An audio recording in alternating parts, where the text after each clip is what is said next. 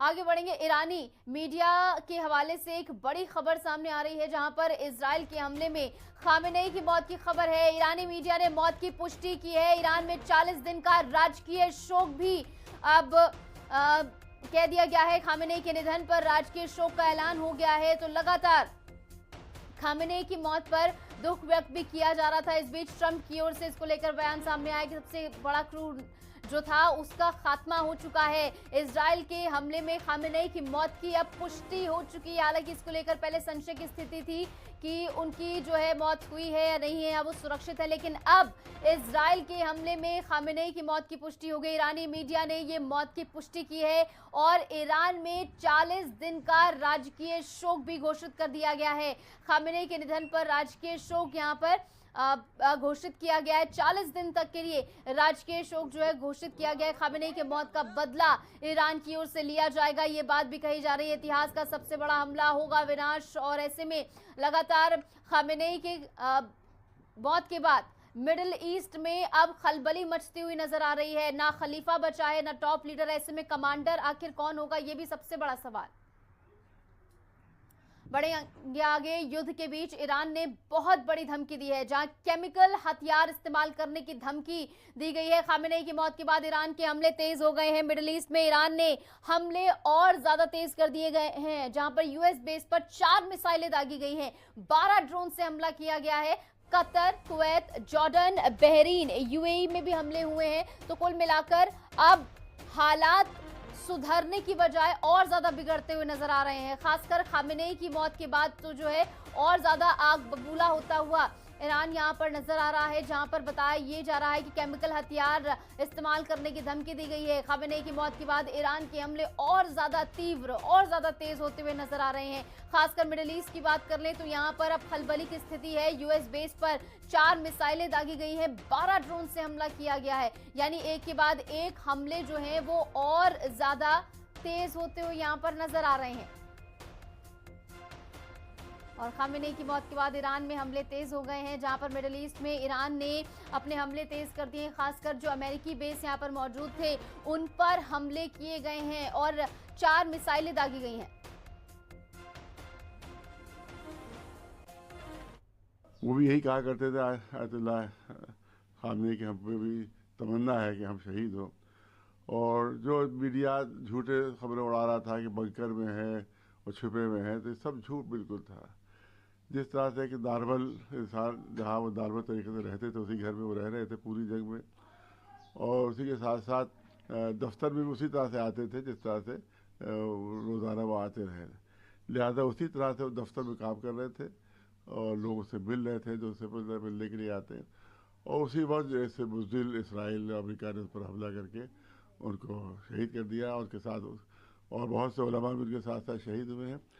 तो ये सब जालिम और ये बुज़दिल हैं कि जो उन्होंने एक ऐसी शख्सियत को शहीद किया है कि जो हमेशा जिसने मजलूमों का साथ दिया है, हमेशा पीड़ित लोगों का जिसने साथ दिया है, और हमें मैं आज हमारे रहबर अजीज़ हज़रत इमाम अली खामेनेई को बेदर्दी से शहीद किया गया। जैसे तन्हा इमाम हुसैन अलैहिस्सलाम को किया गया, वैसे ही आज भी उसे बेटे ज़हरा के बेटे सलामुल्लाह अलैह के बेटे को तन्हा शहीद कर दिया गया। अरब ममालिक तमाशा देखते रहे।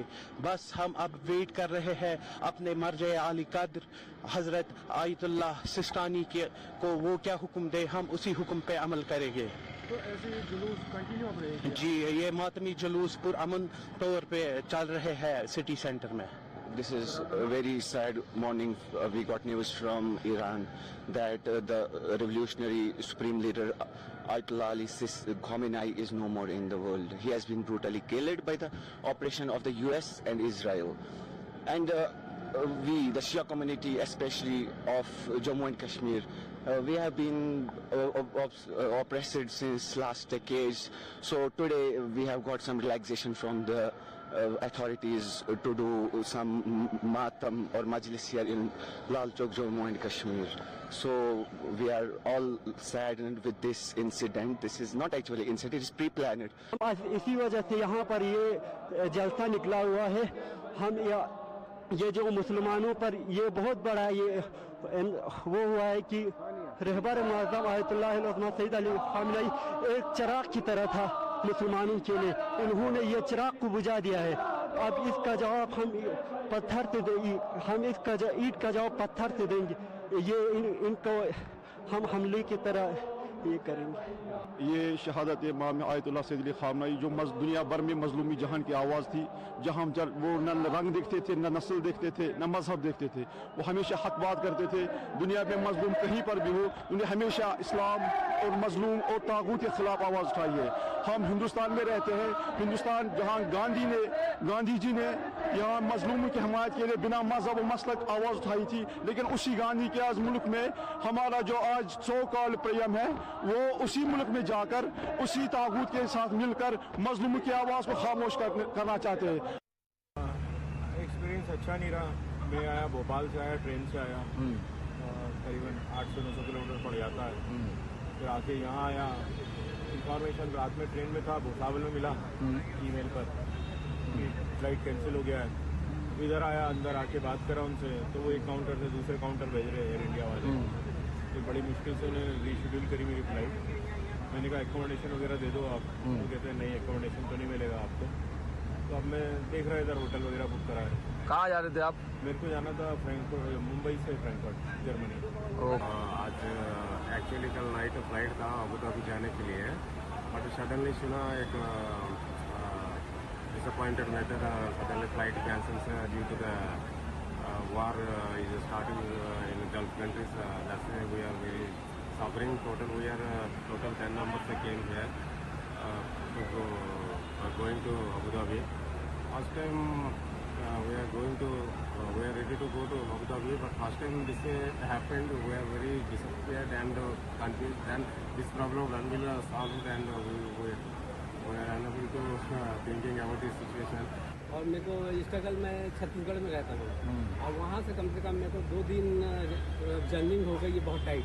अभी यहाँ पर कंफर्म करने पे बोल रहे हैं कि कुछ अभी बोल नहीं सकते हैं 20 आवर्स तक। हाँ, तो हम वही वेट कर रहे हैं कि क्या होगा। हमारा वीज़ा हमारा 10 तारीख तक है बस। अगर इस बीच में अगर 2-3 दिन में हो जाती है तो हम लोग एडजस्ट कर सकते हैं, कंफर्म कर लेंगे कि हाँ भाई हाँ आदमी उसी में जा सकता है, कर सकता है, तो कोई दिक्कत नहीं है। हम लोग अपना तकलीफ सह लेकिन अगर उसके बाद भी अगर कोई प्रॉब्लम आएगा तो क्या हम लोग जहाँ से टिकट लिए जैसा है तो उसका मतलब कि सही रिजल्ट निकलेगा, कुछ होगा, वो कंफर्म करना था। वो आप हमारा मैसेज में हमको कंफर्म करके बताइए। और आज हम एमिरेट की फ़्लाइट से दुबई जा रहे थे और दुबई से हमें पुर्तगाल जाना था। हम सुबह से बैठे हैं, इनसे पूछ रहे हैं, ये हमें कोई भी अपडेट नहीं दे रहे हैं, ना हमें बता रहे हैं फ़्लाइट कैंसिल कब तक रहेगी, ना ये बता रहे हैं कि अगली फ़्लाइट हमें कब तक देंगे। अब हमें ये नहीं समझ आ रही कि हम घर को जाएं या यहाँ पर वेट करें। हमें बहुत परेशानी है। कल को हमारा उधर काम छूट जाए और कोई लॉस हो जाए तो इसका कौन सल्यूशन बताएगा हमें?